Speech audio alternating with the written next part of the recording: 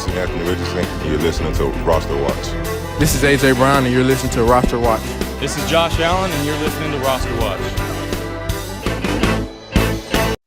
Ladies and gentlemen, RosterWatch Nation, welcome back to the Underdog Pick'em Show here on the RosterWatch YouTube channel. I'm Alex Dunlap here with Cody Carpentier. We're going through our favorite Week 11 picks as far as the Underdog Pick'em slate. Cody, a lot to get to, but I got to start out by telling everybody that you should use these picks. We're hitting at 61% on the season. We've documented them all here on the show and or on the website.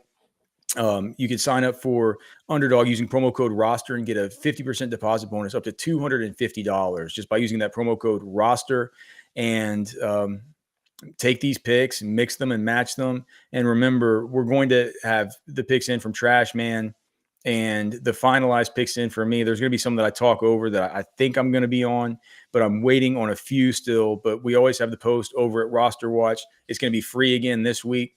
It's been hitting so well. It's been hitting so well that some are saying that we are going to start putting this just for our pro members. I think our pro members kind of deserve that, but still free for this week. So go to rosterwatch.com a little bit later this afternoon on Friday, and we'll have the finalized picks from the various lines that we like this week and the entries that we're putting in over on Underdog. But remember to sign up using promo code ROSTER for that 50% deposit bonus up to $250.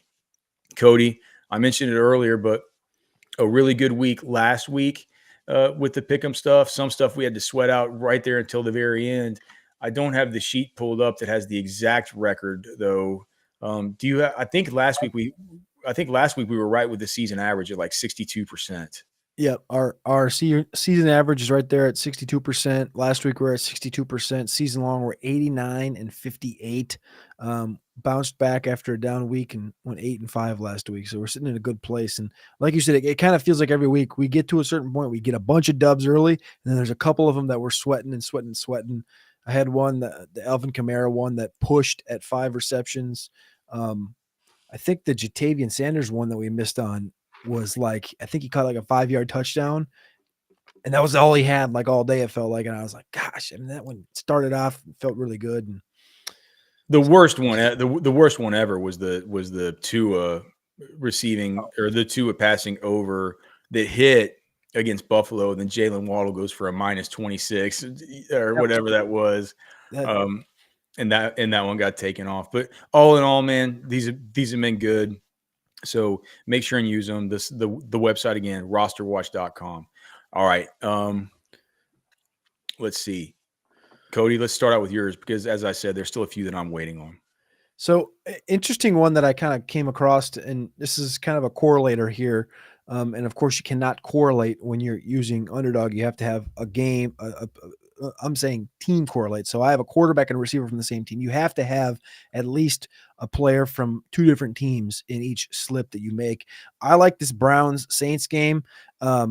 Browns, Jameis Winston going to New Orleans. He played New Orleans a ton when he was with Tampa Bay, of course, and he was in Tampa the last couple of years. I vividly remember this. This is a little bit of a tiny story here, but I was in New Orleans last year for a Thursday night football game, and me and my boy Matty Keem, we Ubered down to the game. And in the Uber, this driver just couldn't stop talking about Jameis Winston. He's like, man, the city hates Derek Carr. We just don't want Derek Carr anymore. We just want Jameis Winston to be our quarterback. We love Jameis. Everybody loves Jameis. We want to see Jameis.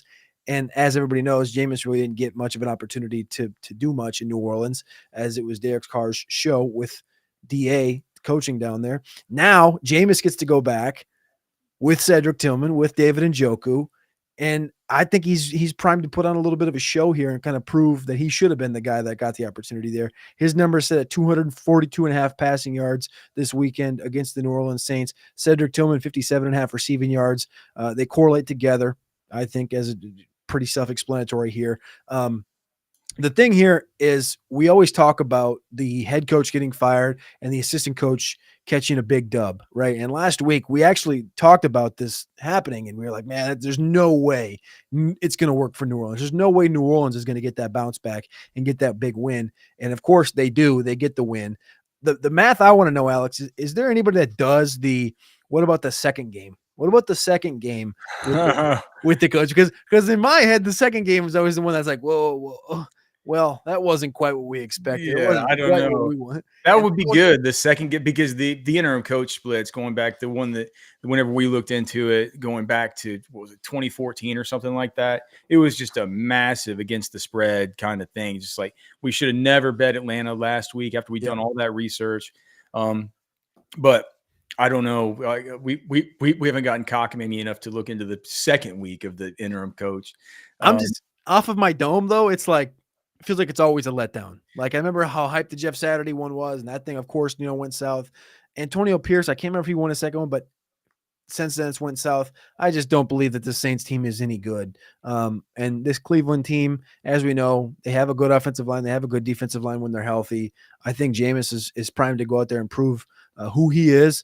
And 242.5 is just simply, it's a good number. It's a fine number for the book to give us, but I think this guy's primed to go north of 3.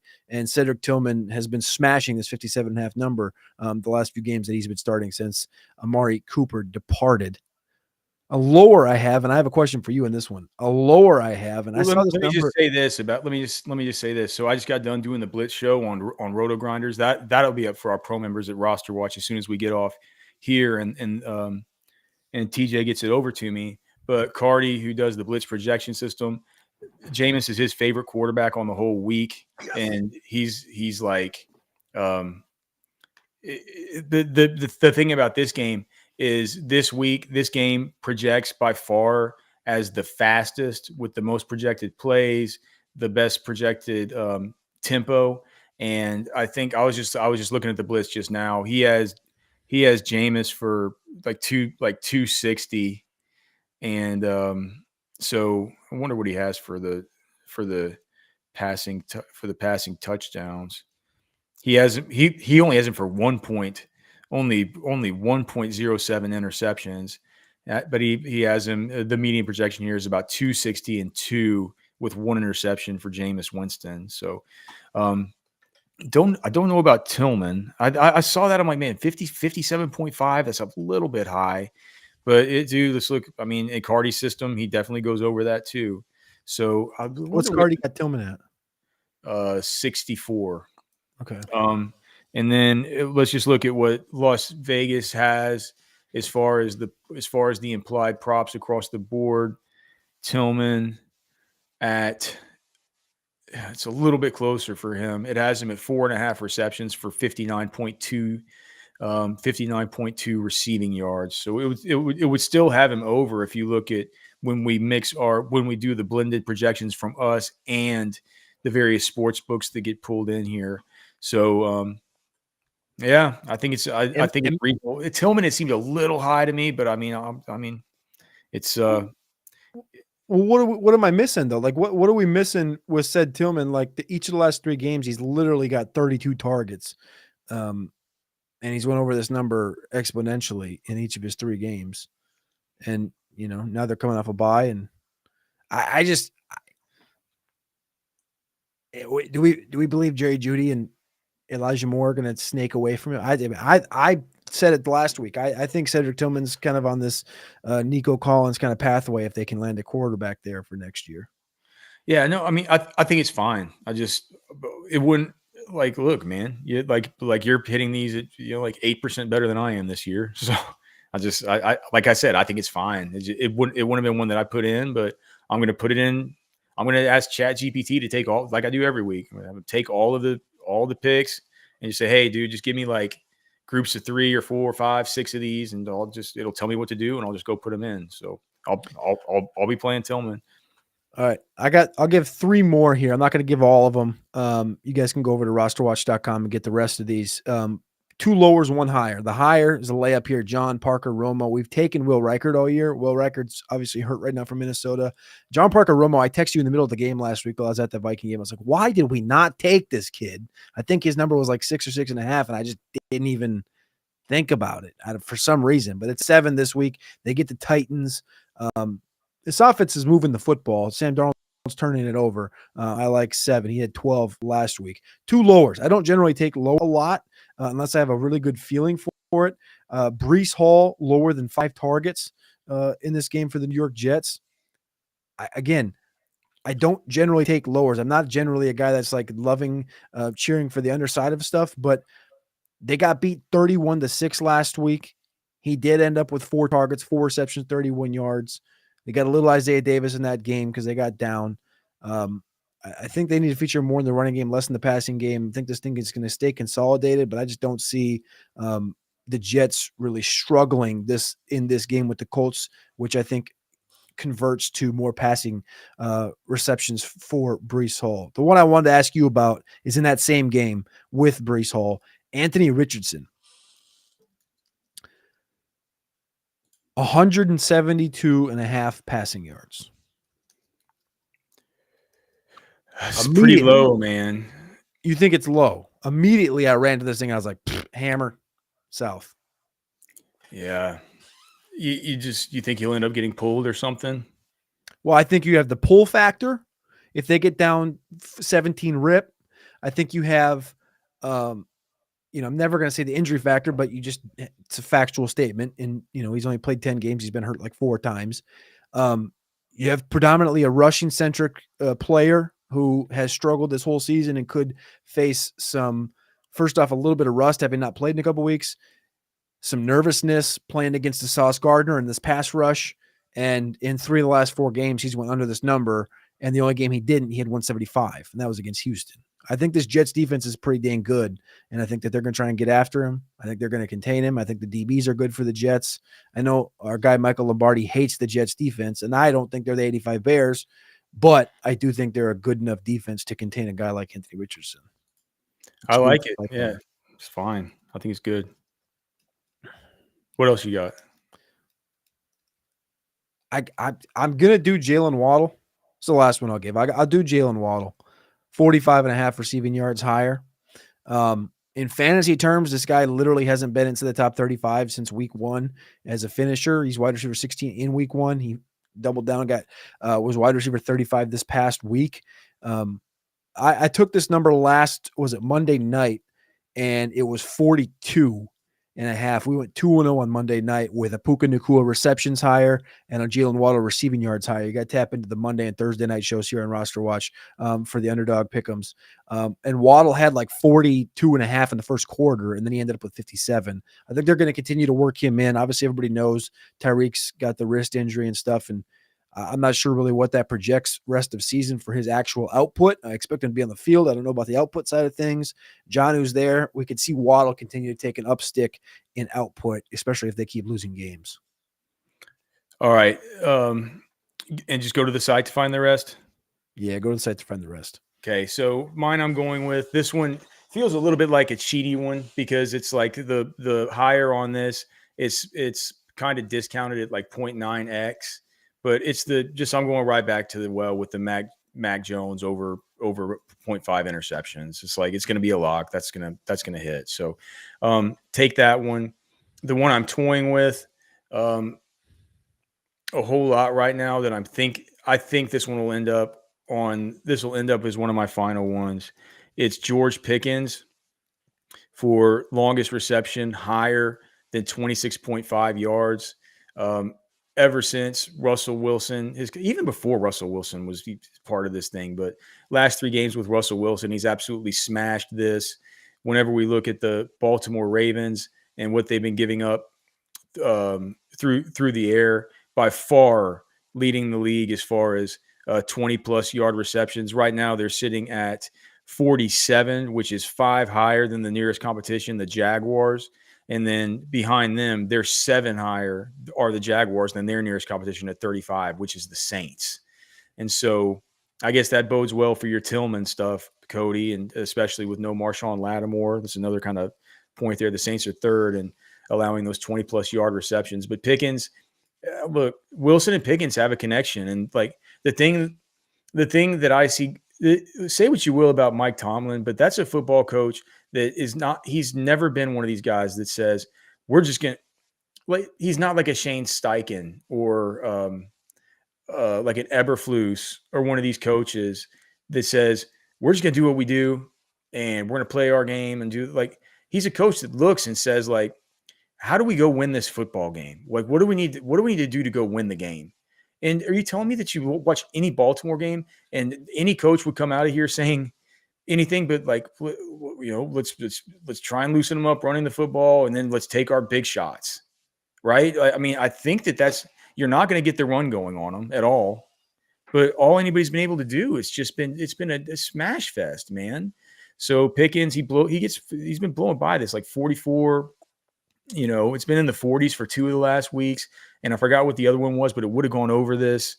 So I'm taking Pickens. That'll be on there. Pickens higher than 26.5, longest reception. The other two that I'm looking at right now, I'm still waiting on the Jahmyr Gibbs longest rush in this game. This is how I see things going here with this one. For one, the Jahmyr Gibbs higher on the longest rush, it's hit like every single time. You usually have to wait for it. Because what happens is they pound him with Montgomery early, and Gibbs maybe in the first half he just gets this done on a big run, right? But this game this week, I look at both of these Lions. This is a play almost with both of these Lions running backs against the number one matchup of the week on the RosterWatch matchup tool. You have David Montgomery, who Underdog does not have anything up on yet, but who is if you just look at the various sports book and stuff, they're going to have his line probably somewhere around 57 or 58.5 as far as his rushing yards. So I just think this is a game that Dan Campbell looks at it, and I know we're all thinking, Jacksonville stinks. They're just going to run it up on them. It's going to be an air show against these guys. I think Dan Campbell at his heart would just like this to be a game where they play good defense and just pound the football and just like that's just it. It strikes me as something where it's like it might go under, and they're just going to run and run and run. And I think that both David Montgomery and I'm going to have the Jahmyr Gibbs over on whatever the 16.5 longest rush, something like that. If they're smart, they'll move it up to 17.5, 18.5. I think I would take it all the way up to 19.5. But then also, I think I'm taking the David Montgomery. I love Lions running backs this week behind that offensive line. That honestly, man, it's like even if they were playing in Jacksonville, it's like a great offensive line that can travel, and it's an offensive line that can win even whenever they're going up against tough defenses. It's just it's just a magnificent group. It's fun to watch those guys. So I just think it's going to be mincemeat for Jacksonville here. I'm not officially putting on David Montgomery, but I'm this close, and I think whenever you go to the site, it's going to have me have a David Montgomery higher than 58.5 rushing yards. It is. I'm going to add that on. David Montgomery higher than 58.5, and then the Jahmyr Gibbs longest rush stuff. He's going to pound him to Burger in the first half, and Jahmyr Gibbs he's going to get away for a long scamper. That's the way I see this game playing out. So those will be 4 of mine. And then you can go to the site to get the 5th and get all the trash mans. But again, hitting at 62% so far on the season. So you can fade us, but fade us at your own risk. Cody, did you have something else that you wanted to get off your chest? I was just going to ask, we didn't do the circus show yesterday or this week, but we're going to get our circa picks in, maybe put those on the same post over there on RosterWatch. But I did have a question. 2 weeks. It's been 2 weeks of weird travel. I don't want people to think that we're quitting doing the show, but we're not quitting doing the show, but we just said, my question for you though was, we're talking about this Detroit game. You're talking about running the football a lot. The spread in that game is 14 points. Are you going to be on the Detroit side, or are you taking the value in Jacksonville? 14 is a lot of points, man, especially with how we saw Jacksonville keep it close last week against, that was at home against Minnesota, but that was 3 Sam Darnold picks though. Yeah. Well, I mean, I don't know. We saw last week that Jared Goff's not immune to throwing some picks himself. So 14 feels like a lot, but dude, it has been a year where it's like taking these favorites. It's like has it been bad? I mean, I'm not sure it's always been bad. I'd have to look into this is clearly the biggest line that we've seen all season. Yeah. Maybe these 7.5s and stuff have been kind of bad. Well, 7.5s are so tough. But I mean, Yeah.